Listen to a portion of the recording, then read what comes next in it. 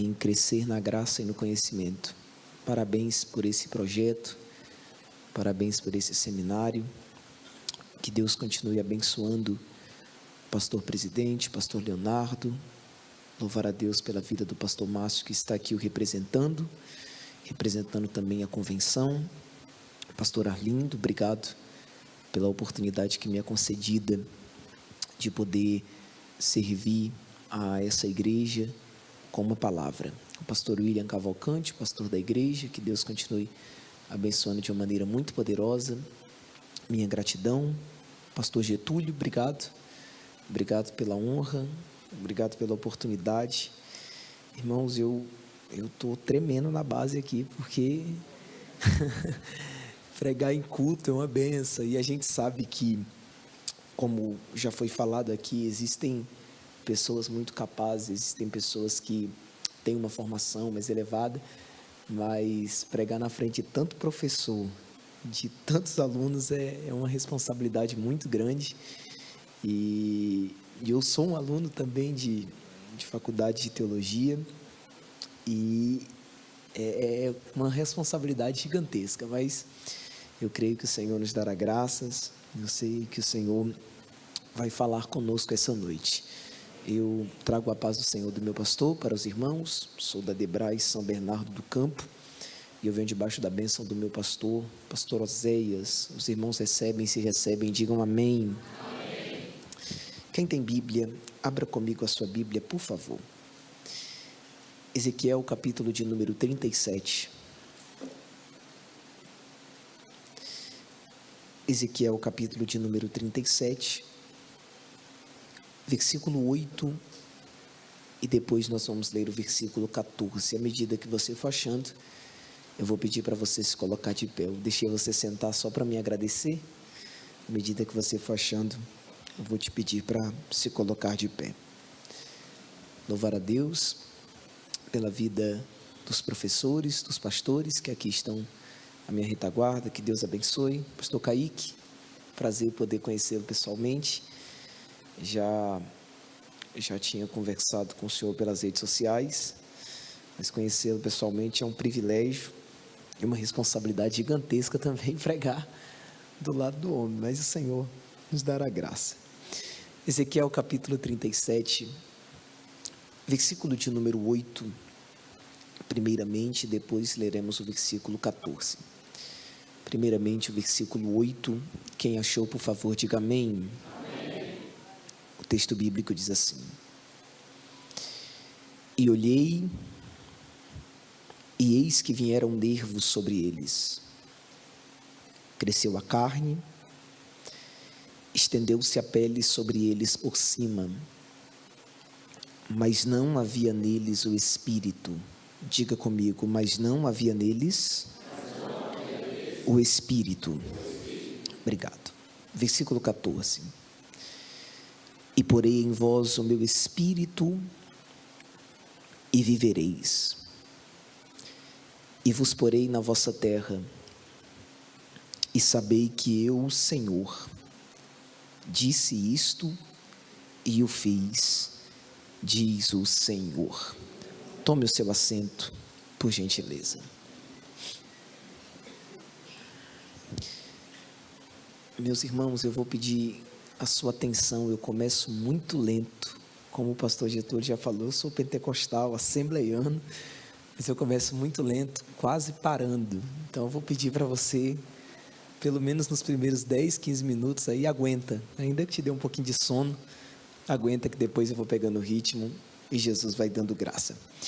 Diga comigo para ficar gravado na sua mente, diga comigo, uma bagunça organizada. Não, irmão, me ajuda aí, diga, uma bagunça organizada. O perigo de estar de pé, porém morto. Obrigado, é sobre isso que eu quero falar nessa noite. O tema da minha mensagem é uma bagunça organizada. O perigo de estar de pé, porém morto. Eu começo a minha mensagem com uma pergunta, e essa pergunta é: o que é viver? Será que viver é existir? Viver não pode ser apenas se mover, pois máquinas também se movem. Viver não pode ser apenas existir biologicamente, pois corpos podem funcionar e ainda assim estarem vazios por dentro.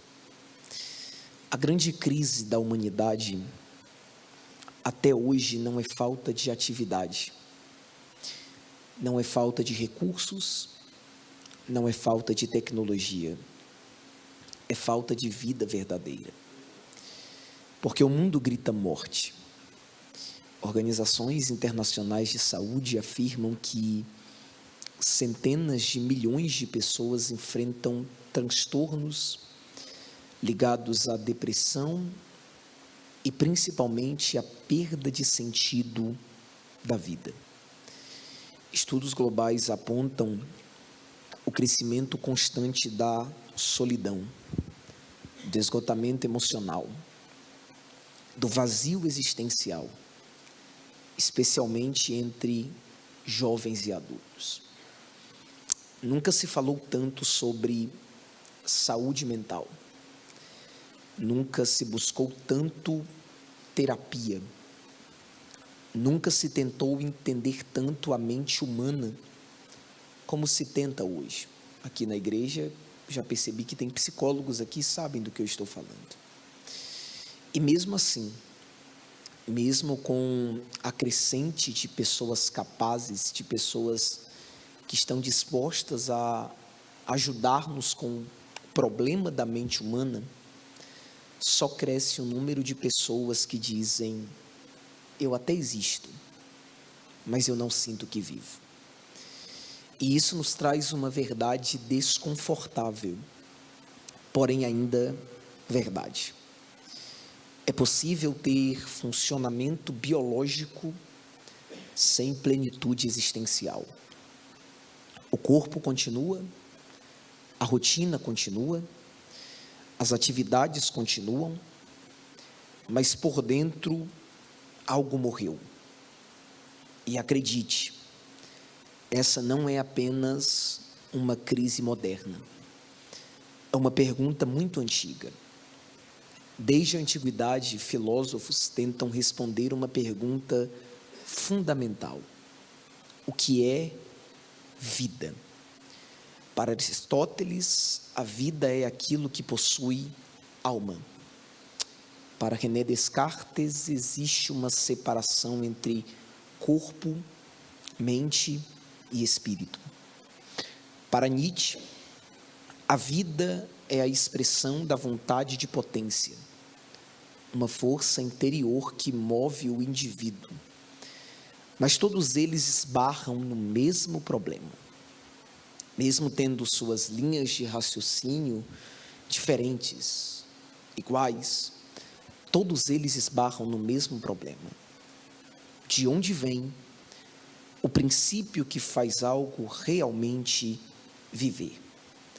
Séculos passaram, a ciência avançou, a tecnologia evoluiu, mas a pergunta continua ecoando dentro do mundo moderno: o que nos faz viver? Você percebe que em tempos tão corridos como o que vivemos, nós vivemos correndo. Trabalhamos para comer, comemos para trabalhar, produzimos para possuir, até que possuímos. E ainda assim nunca estamos plenos. O desejo de possuir algo vai até a medida em que possuímos, e depois que temos, não valorizamos e já corremos para outra coisa que agora também desejamos. Nunca estamos plenos, porque gastamos a vida inteira perseguindo coisas que ocupam nossas mãos, mas não preenchem a nossa alma. E no fim, nós nos vemos presos a um ciclo exaustivo: ganhar, gastar, repetir. Ganhar, gastar, repetir. A agenda está cheia, a mente está cansada, mas o coração está vazio. Então surge mais uma vez a pergunta que nos confronta: estamos vivendo ou apenas sobrevivendo? Imagine profetizar num tempo desse. É isso que Deus chama Ezequiel para fazer. Ezequiel profetiza durante um dos períodos mais traumáticos da história de Israel. O reino de Judá foi derrotado pelo império da Babilônia. Para os israelitas, isso não era apenas derrota militar, era a perca da identidade nacional e espiritual. Israel perdeu sua terra, Jerusalém foi destruída, o templo foi queimado e o povo foi deportado.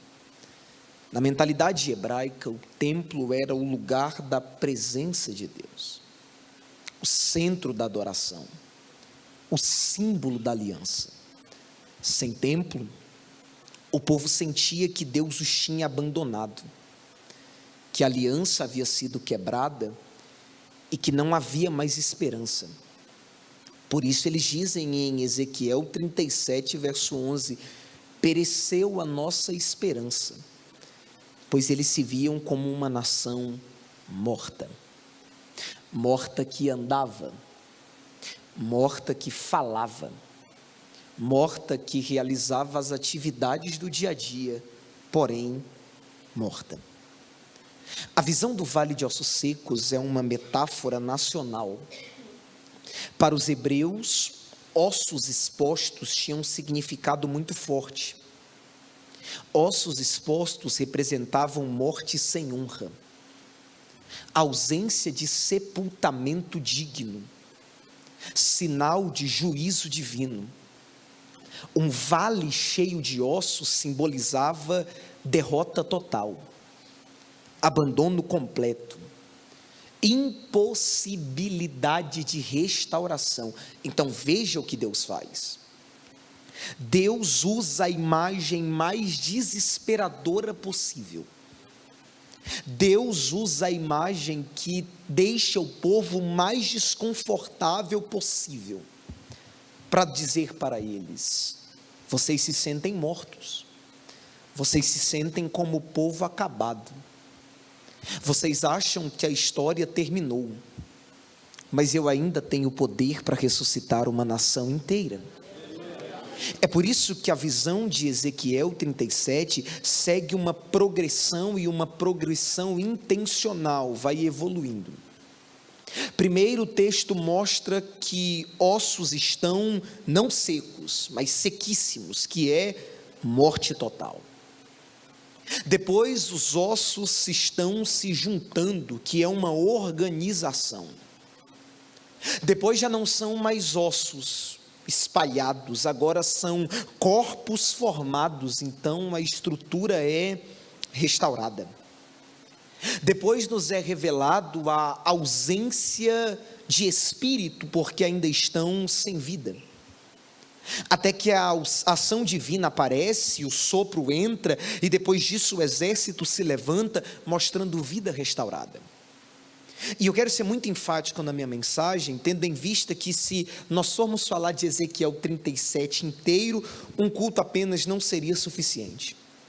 Então eu quero destacar apenas esses 2 versos que nós lemos. Acompanhe comigo, por favor, o versículo de número 8. Ezequiel diz: e olhei, e eis que vieram nervos sobre eles, cresceu a carne, estendeu-se a pele sobre eles por cima, mas não havia neles o espírito,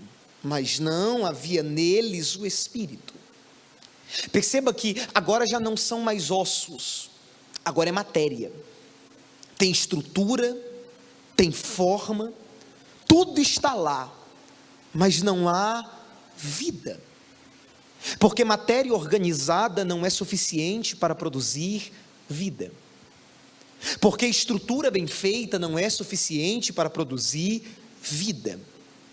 Pode ter estrutura, pode ter forma, pode ter organização, mas sem o princípio vital, tudo continua morto.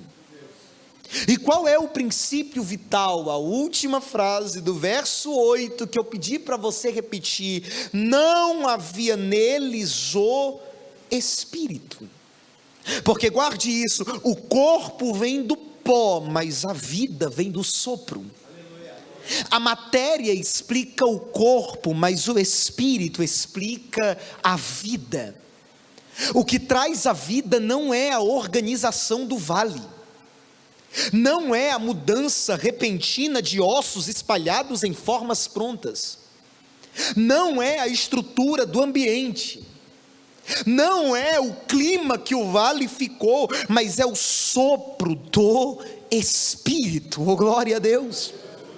Escute-me, por favor, nós temos vivido um grande problema dentro da igreja brasileira, e o nosso problema é porque estamos parando no versículo 8, falo da igreja brasileira, porque eu tenho mais conhecimento de causa do que as outras igrejas de outros países, mas nós paramos no versículo 8, nos nervos, na carne, na pele, o Espírito deixa de lado. O que está importando é ter pele de exército. O que está importando é ter carne de exército. O que está importando é ter aparência de exército. O que está importando é ter estrutura de exército. Mas nós esquecemos que exército sem espírito ainda é cemitério. O vale já não está mais bagunçado. Os ossos já se juntaram, cada osso ao seu osso. A desordem virou organização. A estrutura voltou, mas ainda falta vida.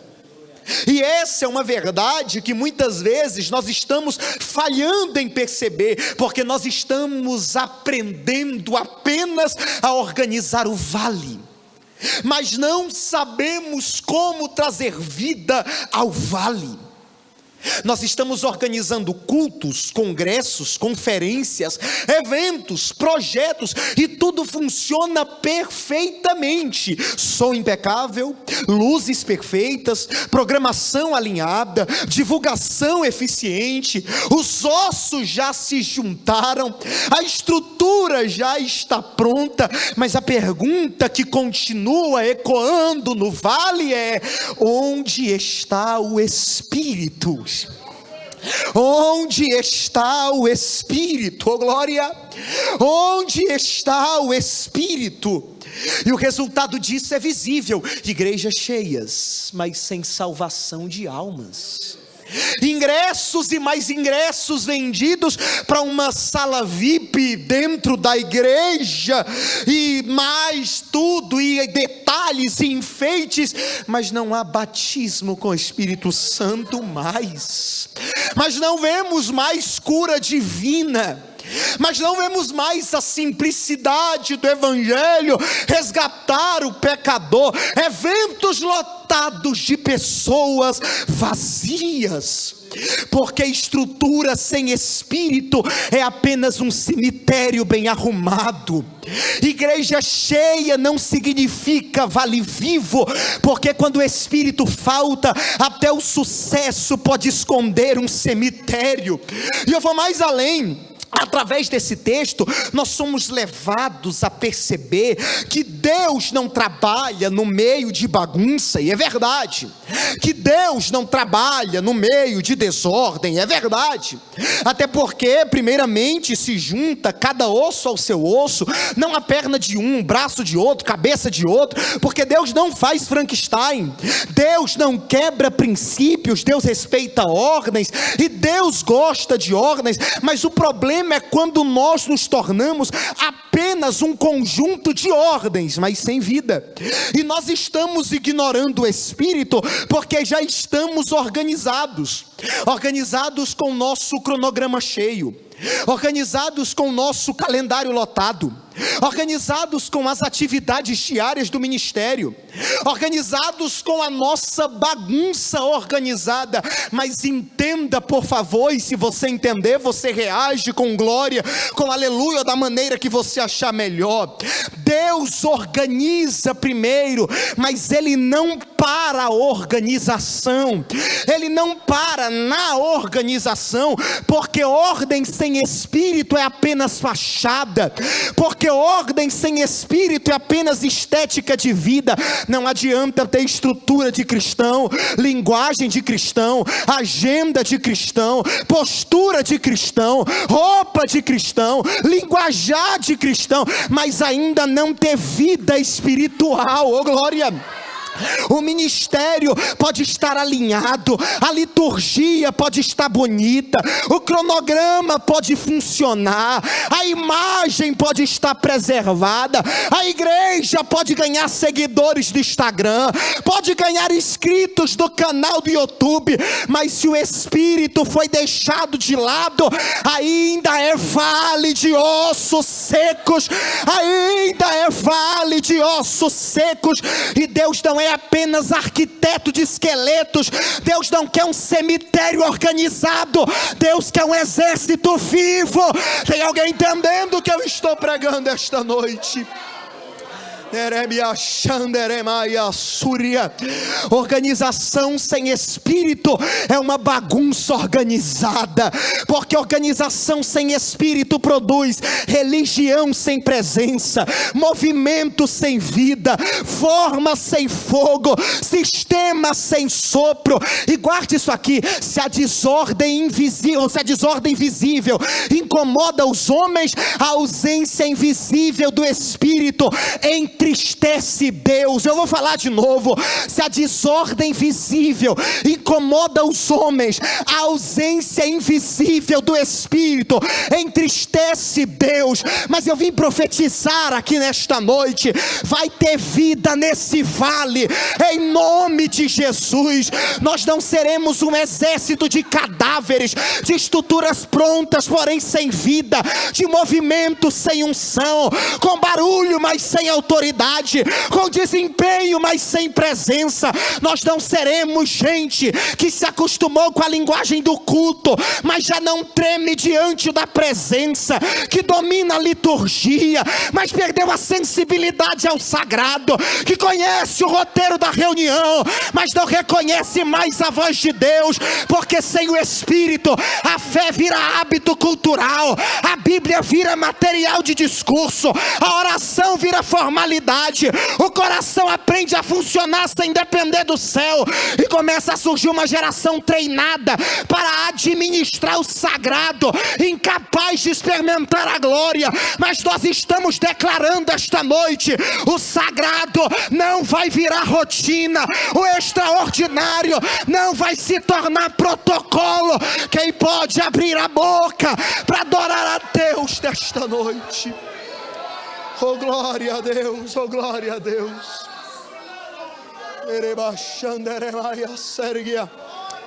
Oh glória a Deus. Aí no versículo 14,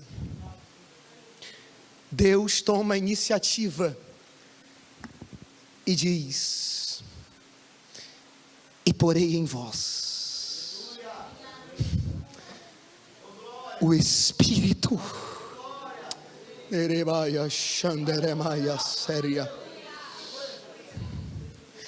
Perceba que a vida não nasce apenas da matéria, ela nasce da intervenção do Espírito. Matéria explica estrutura, biologia explica processos, mas o Espírito explica a vida. E Deus está deixando muito claro: a restauração de Israel não virá da política, da força econômica, nem da organização nacional. Ela virá do Espírito de Deus. E a intenção teológica é ainda mais profunda, é mostrar que a vida do povo de Deus, obrigado, depende totalmente do Espírito de Deus. Israel tinha lei, Israel tinha templo, Israel tinha sacerdócio, Israel tinha tradição, mas mesmo assim entrou em morte espiritual e nacional. Então Deus mostra que a restauração não viria da estrutura religiosa, mas do Espírito. E detalhe, o Espírito não está apenas ao redor. E porém, dentro de vós. Eu sinto Deus aqui nesta noite.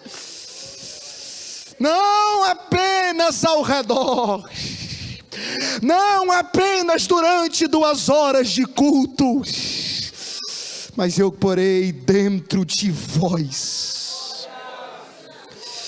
o Espírito.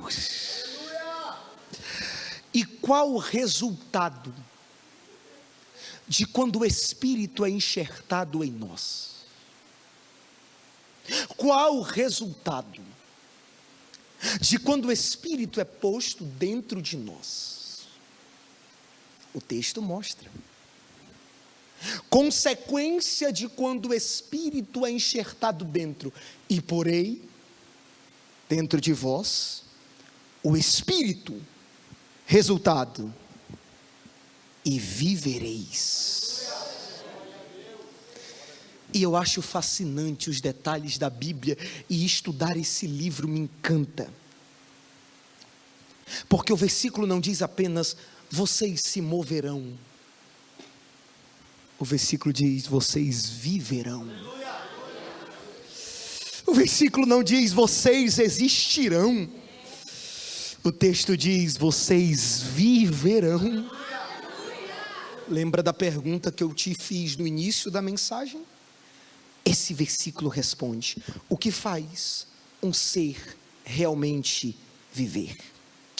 Soren Kierkegaard dizia que o grande desespero humano é existir sem o verdadeiro sentido.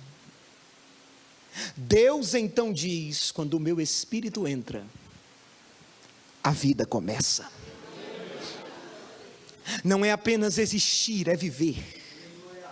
Porque tem gente respirando, mas não vivendo. Porque tem gente existindo, mas não vivendo. Porque tem gente sobrevivendo, mas não vivendo. Porque a vida só começa quando Deus soprar. E eu vou mais além. Uma pessoa pode respirar, pode andar, pode trabalhar, pode pensar, pode acordar, pode dormir, e ainda assim está morta.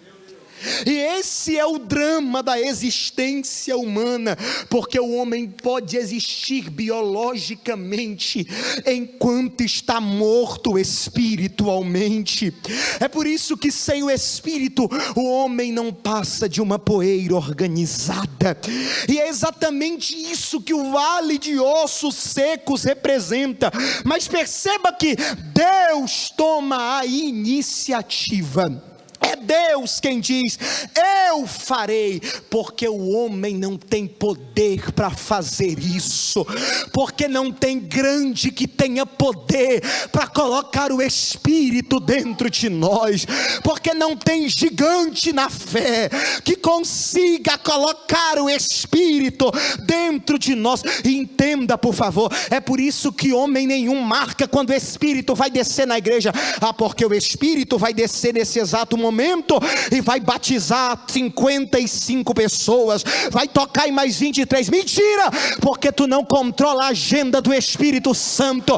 Ele vai aonde quer, ele faz o que ele quer, ele desce na hora que Ele quer. Toda vez que o homem tenta enxertar o Espírito, nascem heresias. Toda vez que o homem tenta enxertar o Espírito, nascem manipulações. Toda vez que o homem tenta enxertar o Espírito, nasce engano. Porque o que o homem tenta produzir, porque quando o homem tenta produzir espiritualidade sozinho, com técnicas, com métodos, com emoções, com performances religiosas, ele não gera vida verdadeira. O máximo que o homem consegue produzir é religião sem espírito, e religião sem espírito ainda é vale de ossos secos. Eu ainda prefiro a Bíblia, que diz: e derramarei do meu espírito sobre toda a carne. É Deus quem faz. Tem alguém entendendo o que eu estou pregando aqui nesta noite? Oh, glória a Deus. Religião sem espírito é vale de ossos secos. É por isso que tem tanta gente pregando e ainda assim morto. É por isso que tem tanta gente cantando e ainda assim morto. É por isso que tem tanta gente pastoreando e ainda assim morto. É por isso que tem tanta gente liderando e ainda assim morto. Por causa de quê? Por causa dessa religião sem espírito que os homens estão produzindo. E sabe qual é o problema disso? É que muitos até começam bem, começaram orando, começaram se dedicando, começaram estudando a palavra, começaram se consagrando, começaram fazendo tudo certo, mas começaram também a abrir mão do Espírito. O tempo foi passando e eles abrindo mão do Espírito, começaram a ouvir homens cheios de filosofia e conceitos de homens que ensinam para que o Espírito, para que a entrega, para que a devoção, para que a espiritualidade, para que a dedicação, para que a consagração, para que a essência. O que importa é o business, o que importa é a performance. Por isso, para muita gente, altar virou palco, culto virou show, igreja virou atração turística e exército virou vale, porque esses conceitos só servem para gerar morte para quem está vivo, para matar soldados, para transformar exército em vale. Mas enquanto o homem transforma exército em vale, Deus ainda transforma o vale em exército, pelo poder do seu Espírito. Oh, glória! Porque quando Deus sopra, não importa se é vale de ossos secos ou de ossos sequíssimos, porque quando o Espírito toca, revive, porque quando o Espírito entra, até cemitério vira berçário. Eu estou sentindo Deus aqui nesta noite, eu sinto a graça dele aqui hoje. Ele entra onde só existe silêncio, ele entra onde só existe perda, ele entra onde só existe impossibilidade, ele pega o vale de ossos secos, ele pega o lugar de morte, de fim, de abandono, e transforma esse lugar em útero de Deus. O que era cenário de derrota vira ambiente de gestação. O que parecia cemitério se torna ventre, porque nas mãos de Deus o lugar de morte não é ponto final, é a sala de parto de um novo começo. Quem pode adorar a Deus nesta noite?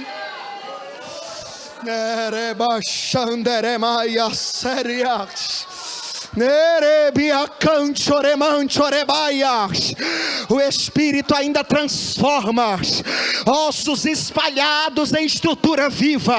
O Espírito ainda transforma silêncio de morte em som de passos de exército. O Espírito ainda transforma o chão da vergonha no berço de uma geração levantada por Deus. O vale deixa de ser lembrança de tragédia e passa a ser testemunho de milagre, porque o Espírito não apenas restaura o que morreu, ele cria algo novo, ele cria algo novo, ele cria algo novo. O que era depósito de perdas vira fábrica de futuro, o que era fim de história vira começo de propósito. Deus transforma vale de ossos secos em exército, em exército. Oh, glória a Deus, oh, glória a Deus. Quantos podem levantar as duas mãos e render glória ao Deus que transforma vale em exército? Quantos podem levantar as duas mãos e render aleluia ao Deus que transforma vales em exércitos. Eu sei que nós estamos num seminário teológico, mas tem gente aqui nessa noite que há 10, 15 anos atrás, esse negócio de ser crente para você nem servia. Você queria saber de tudo menos de igreja. Aí Deus pegou o vale de ossos secos, transformou em exército. Quem pode se alegrar com isso?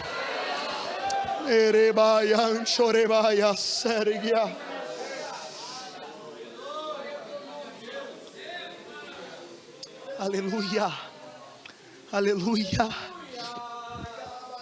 Tem um hino que diz assim: torna o luto em festa, a vergonha em glória, traz beleza às cinzas, o Senhor pode fazer. Traz a vida ao sepulcro, faz de ossos soldados, faz no mar um caminho, o Senhor pode fazer, o Senhor pode fazer. Não há nada, se você sabe, canta. Nada, oh glória, nada melhor, não há nada, nada melhor que meu Deus. Não declara isso com força, vai. Não há nada.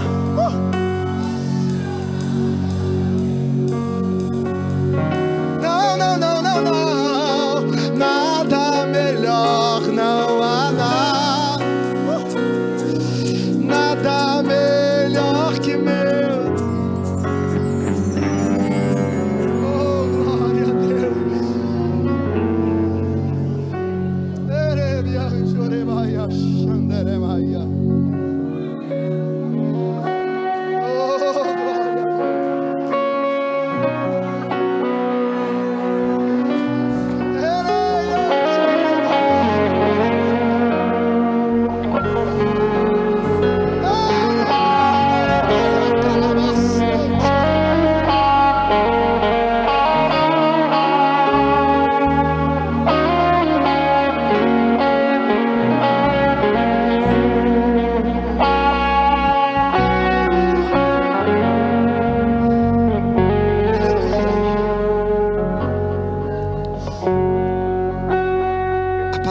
Vivereis aqui usa uma raiz que é usada na Bíblia para a vida física, vida espiritual e ressurreição. Por isso, quando o texto está falando de vida, não está falando apenas de movimento corporal, está falando de vida restaurada. Aí depois da vida restaurada, Deus diz assim: e vos porei na vossa terra. Aí eu gosto muito dessa parte aqui, ó. E sabereis que eu, o Senhor, disse e fiz.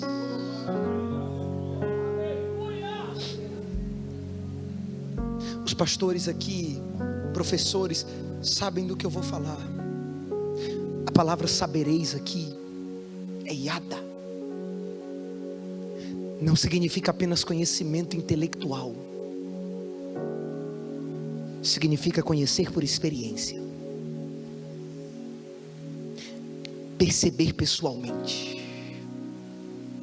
reconhecer profundamente.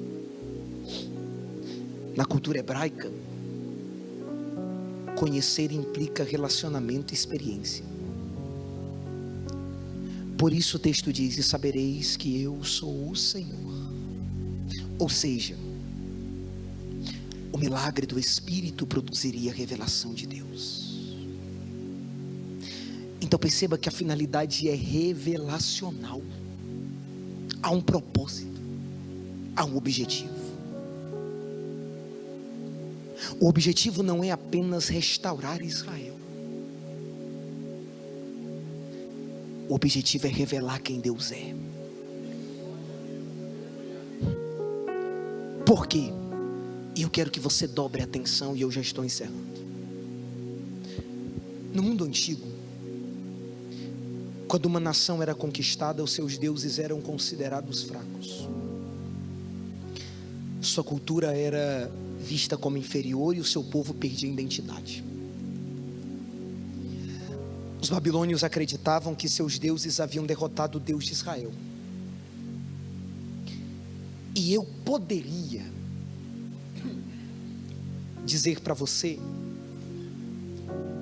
que esse é o motivo do porquê Deus diz: e sabereis que eu sou o Senhor, para mostrar para a Babilônia que Ele é Deus. Mas não, essa não é a prioridade de Deus. Olha o contexto, e você vai perceber que Deus não está falando da Babilônia. Deus está dizendo: o meu povo saberá que eu sou Deus. Deus não diz eles saberão, Deus diz: vocês saberão que eu sou o Senhor. Porque, pastores, que Deus é esse? Que a sua prioridade seria se revelar primeiro aos inimigos? A prioridade de Deus não é se revelar primeiro aos inimigos, mas é se revelar ao seu próprio povo. Porque guarde isso aqui: existe uma dor maior do que ser desacreditado pelos de fora. Qual é? Ser desconhecido pelos de dentro. A Babilônia não conhecia Deus porque nunca caminhou com Ele, mas Israel viu o mar se abrir. Israel viu águas de mar se tornarem doces. Quando faltou alimento, Israel viu maná cair do céu. Israel bebeu água da rocha. Israel viu muralhas caírem. Mesmo assim, eles já não reconheciam quem Deus era. Eles conheciam os feitos, mas não conheciam a pessoa de Deus. Tinham memórias de milagres, mas não tinham intimidade com Deus que operava milagres. Então Deus permite o vale, permite o exílio, permite o silêncio, para depois restaurar o povo. Para quê? Para que o povo não diga assim: Deus existe, mas para que o povo declare: nós sabemos quem Ele é. Porque melhor do que Deus se apresentar aos adversários, é Ele se revelar a quem pensa que o conhece, mas que o conhece só de ouvir falar. Melhor do que convencer inimigos, é despertar a intimidade em filhos. Só que eu vou ser fiel ao tema da conferência. E porei dentro de vós o Espírito e vivereis. Percebe uma coisa? A percepção de conhecimento e relacionamento com Deus só vem de quem está vivo no Espírito. Porque para quem não está vivo no Espírito, Deus é conceito. Canto Deus, mas não vejo Deus.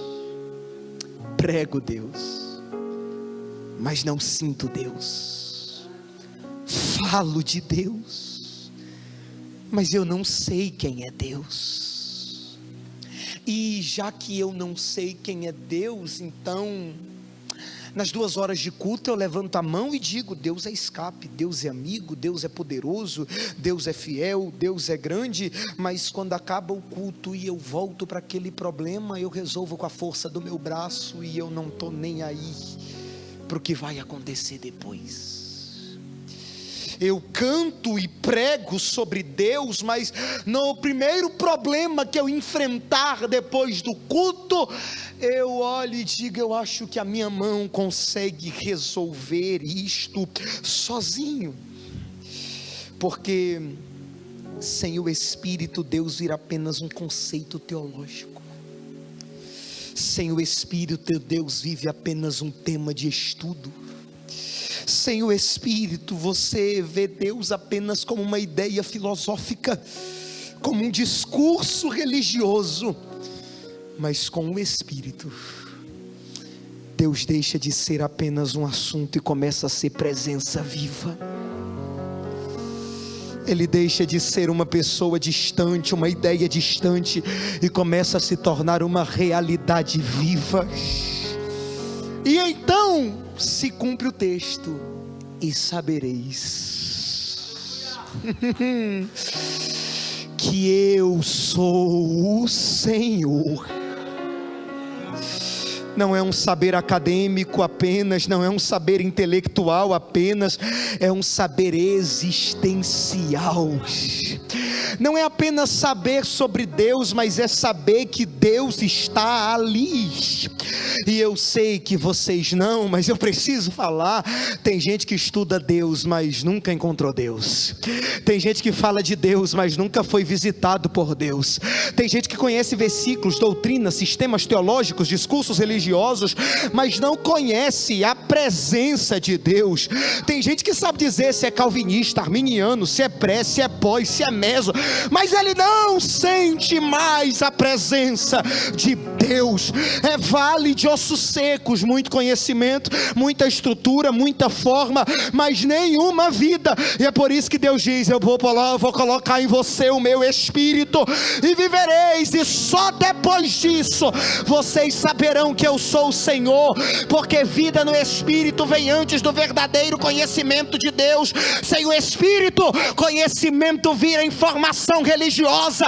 Com o Espírito, conhecimento vira revelação viva. Você está entendendo o que eu estou pregando aqui nesta noite? Se coloque de pé, por favor. Oh, glória a Deus. Oh, glória a Deus. Estude, mas com o Espírito. Seja um teólogo, mas sempre na dependência do Espírito.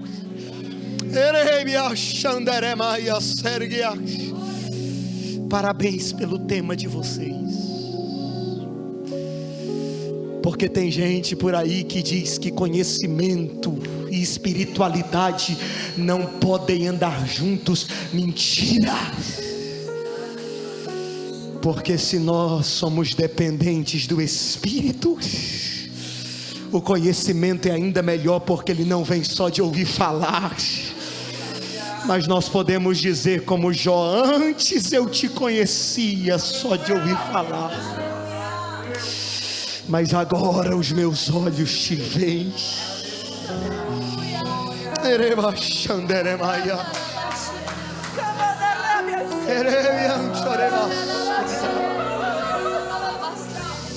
Eu queria te convidar a fechar os teus olhos esta noite. E eu não vou forçar você a nada, até porque eu sei que você é muito inteligente. Mas eu quero te convidar nesta noite a se desprender um pouco. Eu quero te convidar nesta noite a fazer uma oração dizendo: Senhor, eu preciso do teu Espírito. Eu preciso da tua presença. Diga para Deus: Deus, do que adianta ter um anel no dedo, mas não ter a tua presença na alma? Por que não ter os dois? Deus, do que adianta ter um diploma na mão, um microfone na outra, mas viver o que Saul viveu e o Espírito do Senhor se retirou de Saul? Você consegue fazer uma oração aí? Você consegue fazer uma oração aí? Diga para Deus o quanto a presença dele é importante. Diga para Deus: Deus é uma conferência teológica, um seminário.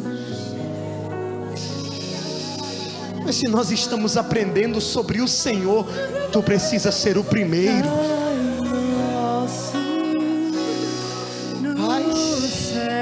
Faça essa oração.